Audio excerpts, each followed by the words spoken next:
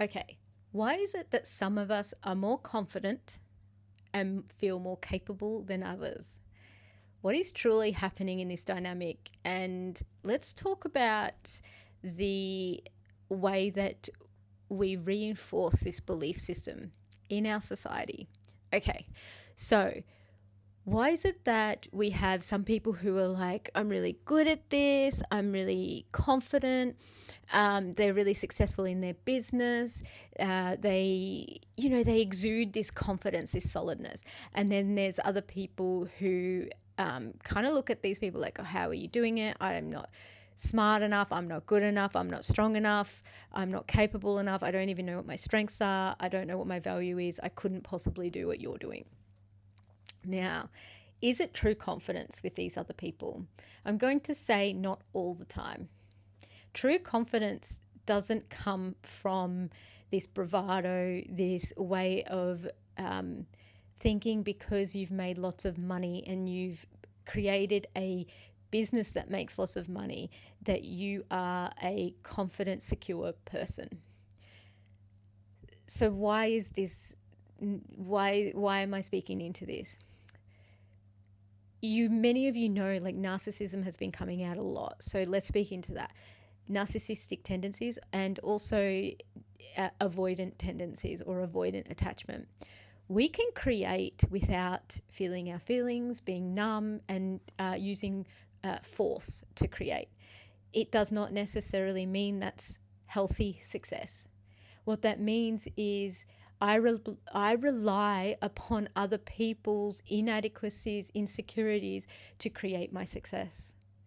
And this is the delusion and fantasy that many people who lean more narcissistic and have more avoidant tendencies have. So where they need other people to feed their delusion that they are incredible humans and to justify it.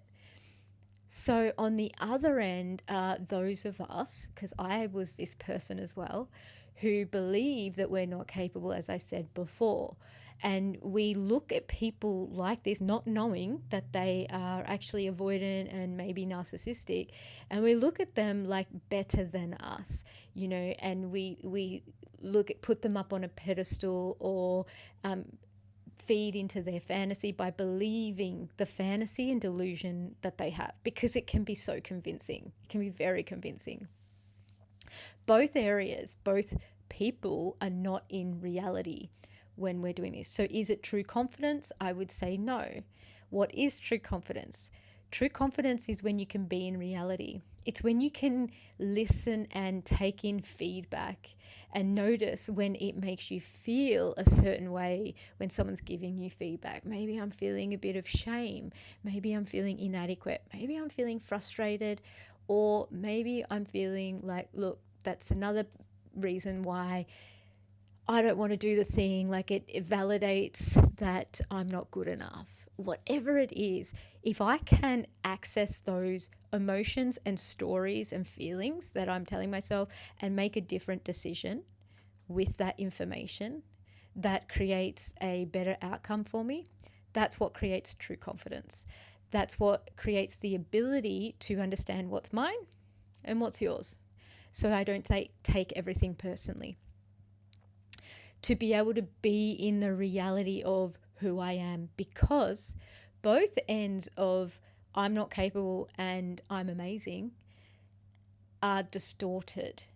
The true reality kind of lies in the middle, in the sense of the true reality is I can have feedback come in and I can respond from that feedback. Why is this so difficult? So for people who lean more avoidant and for people who lean narcissistic, running away from feelings of inadequacy, shame, and feeling bad, like I'm a bad person or I'm broken.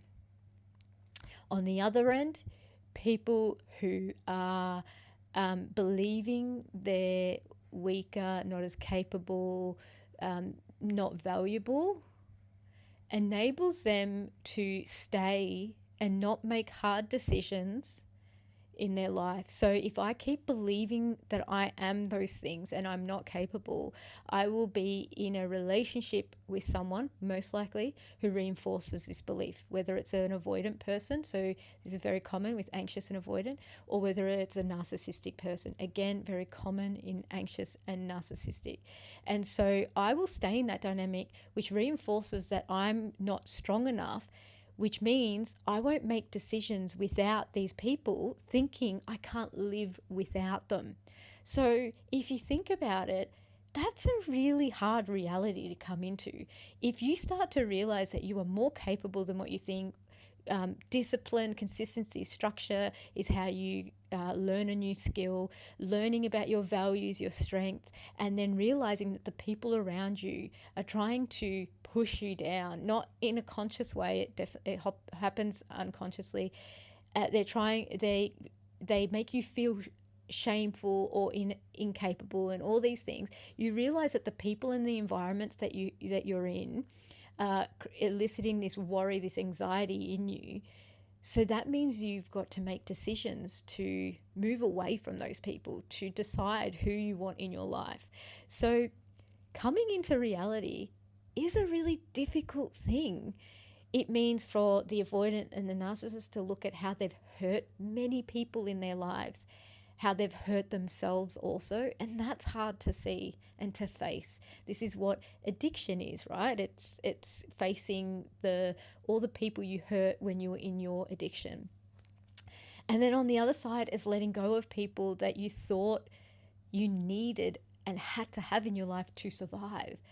This is really difficult. So what's the point in it? Why is it important to come into reality?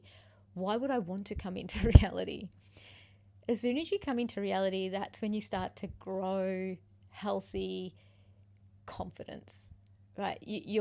When I say healthy confidence, like real confidence, that's when you start to become more confident in your decision making. You make more aligned decisions, and that means there's less chaos, conflict, dysregulation in your life.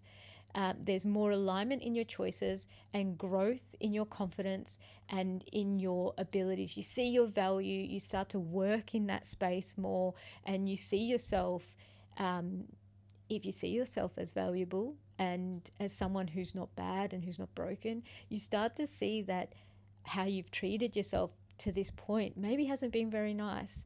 So you start to treat yourself with a lot more self-care, nurture, and self-love. That's how true self-love comes about, is to be in reality. So this leads to very good things. It's just that as a society and as humans, it doesn't happen straight away. It happens in time. It takes time, discipline, consistency, structure, and we then see and build the evidence of the benefits of this. Why is this so difficult? Because many of us who are in these dynamics haven't actually built evidence of it changing the way of like accessing different parts or emotions. What does that mean? So if I have grown up within a family where I've felt very disconnected and haven't felt nurtured or cared for, then maybe I haven't accessed true happiness or joy. If I have grown up in a family where I didn't feel loved, maybe I haven't accessed true love. So when we start to come into reality and into aligned decision making, it takes time to work towards accessing these feelings that maybe we haven't really accessed before. This is why it's so difficult to do the work, and this is why it's not for everyone. It's for those of us who want to be in reality, maybe those of us who have children, those of us who want to step into what gives us purpose, into a career that gives us purpose. It takes time, it takes commitment, it takes finances, it takes a hell yes. So this sort of work isn't for everyone, and maybe you've got to work towards doing this, but it's definitely worth it.